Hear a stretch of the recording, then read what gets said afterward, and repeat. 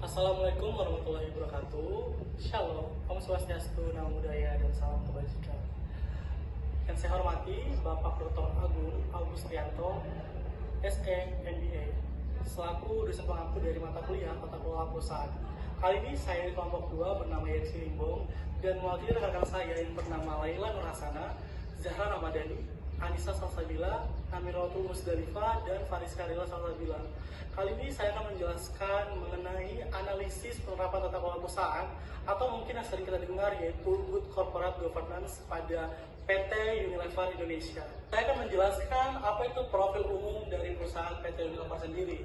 Yang pertama itu nama dan sektornya. Untuk PT Unilever Indonesia bergerak di sektor fast moving, consumer goods, atau mungkin yang sering kita dengar FMCG dengan produk home dan personal care, food, dan ice cream.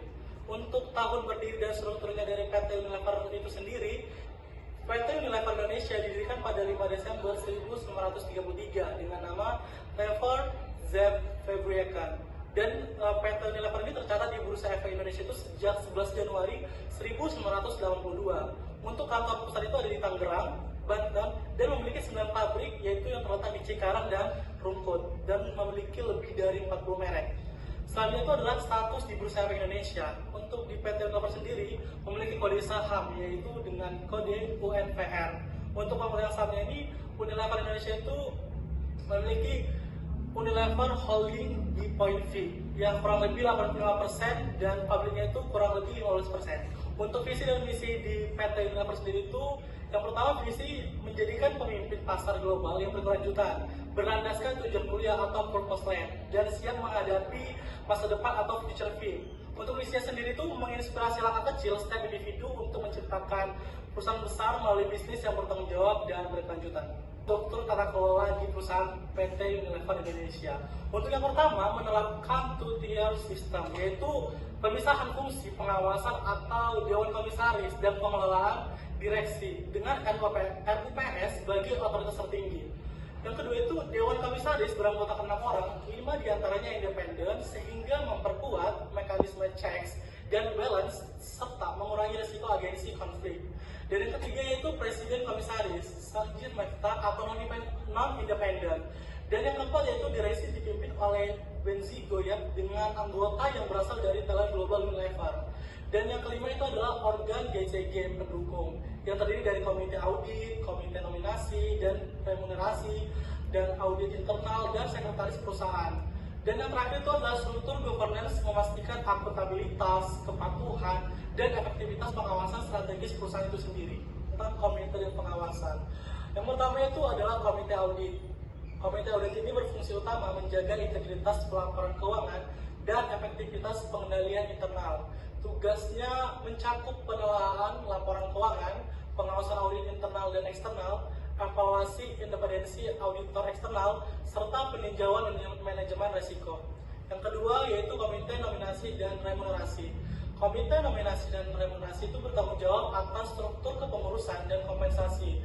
Tugas utamanya adalah merekomendasikan komposisi, melakukan evaluasi kinerja, pengembangan kompetensi, serta menetapkan struktur remunerasi atau gaji dan tunjangan untuk direksi dan dewan komisaris. Dan yang ketiga yaitu PT Unilever Indonesia mengintegrasikan fungsi manajemen risiko ke dalam struktur yang ada. Perusahaan ini tidak memiliki komite manajemen risiko yang berdiri sendiri. Fungsi pengawasan risiko didelegasikan kepada komite audit untuk meninjau efektivitasnya. Struktur kepemilikan saham dari PT Unilever Indonesia itu sendiri. Yang pertama yaitu saham UNPR tercatat di Bursa Efek Indonesia. Yang kedua itu adalah pemegang saham pengendali yaitu Unilever Indonesia Holding di Point V, bagian dari Unilever PLC atau Inggris. Yang ketiga itu adalah kepemilikan mayoritas, kurang lebih dari 84 sampai 85% itu memberikan kontrol substansial terhadap keputusan strategis dan RUPS. Dan yang keempat itu adalah publik ataupun non pengendali. Ini mencakup kurang lebih dari 15 sampai 16% terdiri dari institusi dan investor retail. Dan yang kelima itu adalah risiko GCG. Ini didominasi untuk dapat memicu agensi konflik tipe 2 atau mayoritas dan minoritas. Dan yang keenam itu adalah perlindungan kepentingan publik perlu ditopang prinsip fairness dan transparansi.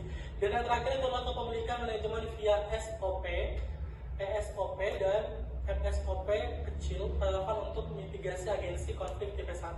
Penerapan prinsip-prinsip GCG PT Unilever Indonesia. Yang pertama itu adalah transparansi, keterbukaan informasi melalui laporan tahunan, keberlanjutan, dan keuangan. Yang kedua itu adalah akuntabilitas, yaitu struktur organisasi itu jelas. Ada dewan komisaris, direksi, dan komite pendukung. Yang ketiga itu adalah responsibilitas, yaitu patuh terhadap hukum, etika bisnis, dan prinsip keberlanjutan. Dan yang keempat itu adalah independensi, yaitu pengambilan keputusan bebas konflik kepentingan. Dan yang terakhir itu adalah kewajaran dan kesetaraan, yaitu perlakuan adil terhadap seluruh pemangku kepentingan. Ada kebijakan dan dokumen pendukung, yaitu yang pertama adalah Code of Business Principles atau COBP, dan yang kedua itu adalah dokumen. Nah, dokumen ini dapat diakses di publik melalui website Unilever Indonesia itu sendiri. Audit dan kepatuhan. Yang pertama itu adalah laporan audit internal dan eksternal. Audit internal dilaksanakan oleh unit audit internal perseroan untuk menguji efektivitas sistem pengendalian internal dan manajemen risiko dalam operasi perusahaan. Yang kedua itu adalah audit eksternal, dilakukan oleh kantor akuntan publik atau KAP, independen yang ditunjuk RWPS dengan tujuan memberikan opini atau laporan keuangan tahunan. Yang kedua itu adalah hasil evaluasi kinerja direksi dan komisaris. Jadi evaluasi kinerja direksi dan dewan komisaris adalah tugas utama Komite Nominasi dan Remunerasi atau KNR melakukan evaluasi tahunan berdasarkan kriteria yang ditetapkan untuk memastikan akuntabilitas dan kompetensi pimpinan dengan hasilnya dirangkum dalam laporan tahunan. Yang ketiga itu adalah kepatuhan terhadap peraturan OJK dan BEI. Perseroan memiliki komitmen penuh terhadap prinsip tata kelola perusahaan yang baik atau GCG.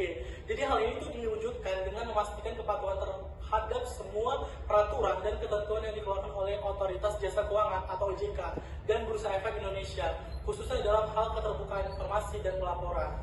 Dan yang terakhir adalah opini auditor.